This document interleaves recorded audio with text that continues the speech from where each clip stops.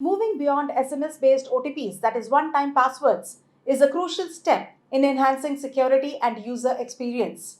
While SMS OTPs have been widely used for authentication due to their simplicity and ubiquity, they are vulnerable to various security threats such as SIM swapping, interception, and phishing attacks.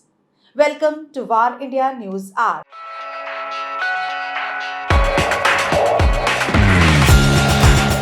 Customers can now access a wider range of authentication methods tailored to their preferences and technological capabilities.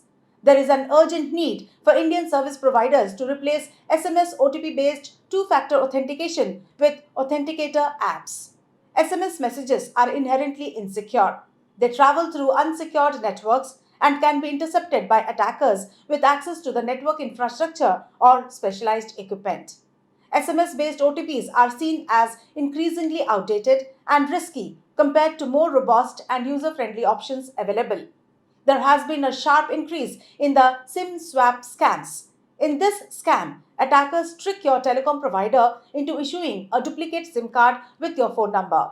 Once they have the new SIM, they can intercept all your SMS messages, including one-time passwords used for two-factor authentication.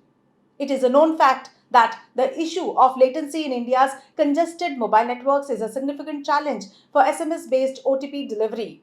This problem not only leads to failed transactions but also contributes to user frustration and dissatisfaction with OTP systems. Secondly, data privacy regulations such as GDPR, that is General Data Protection Regulation in Europe, have raised concerns about the security of SMS-based OTPs. If these messages contain sensitive personal information, they need to comply with strict regulations, which can be challenging. With the rapid adoption of smart devices and mobile-first services in India, there is a pressing need for security methods to evolve accordingly. SMS OTP, being archaic and vulnerable to various security threats, no longer meets the needs of today's digital landscape. With over 150 million users already using Authenticator apps, like Google Authenticator and Microsoft Authenticator, there is a solid foundation for Indian brands to transition away from SMS OTP and embrace app-based OTP as the standard for secure digital authentication. While SMS-based OTPs have been widely used due to their simplicity and accessibility, the increasing security risks and technological advancements are driving the exploration of alternative authentication methods to better protect the user accounts and data. Let's look into today's headline. Government issues warning for Microsoft Windows products. The Indian government's CERT-In agency has issued a critical risk warning for Microsoft Windows products. Multiple vulnerabilities, which could allow an attacker to execute arbitrary code, bypass security features, and compromise the targeted system, have been reported by the security agency. Affected software includes Windows Server 2012, Windows Server 2016, and some versions of Windows 10 and Windows 11. Google releases Android 15 beta on Pixel devices for testing. Google has released the first beta version of the upcoming Android 15 operating system for public testing. The update is only available for select Google Pixel device users who have enrolled for the Android beta program. This is the first customer-facing release for the Android 15 operating system. However, Google has already released 2 developer previews for the operating system.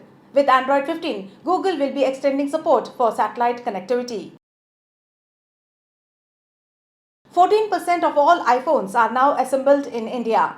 Apple produces as much as 14% of its iPhones in India with the addition of manufacturing units. These figures also almost account for $14 billion of assembled iPhones in the country, accelerating the efforts of Apple to diversify beyond China. This amounts for about 1 in 7 of the company's flagship devices, hence indicating a doubling of production as compared to the last fiscal year. TCS will not appoint a new COO after incumbent NG Subramaniam retires in May. Tata Consultancy Services Chief Operating Officer, that is COO, and Executive Director N. Ganapathy Subramaniam is set to retire next month. However, India's largest software services exporter said that it does not plan to appoint Subramaniam's replacement and will redistribute the duties. Subramaniam was appointed as COO of TCS back in February 2017 and has been with the company for over 40 years. removes the ability to hide blue ticks.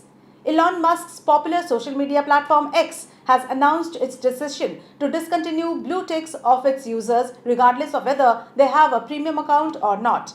To get this blue tick, eligible users had to apply on Twitter and go through a verification process. Musk later made blue tick a part of the perks that users subscribing to Twitter Blue could only enjoy and had to pay a monthly fee for that.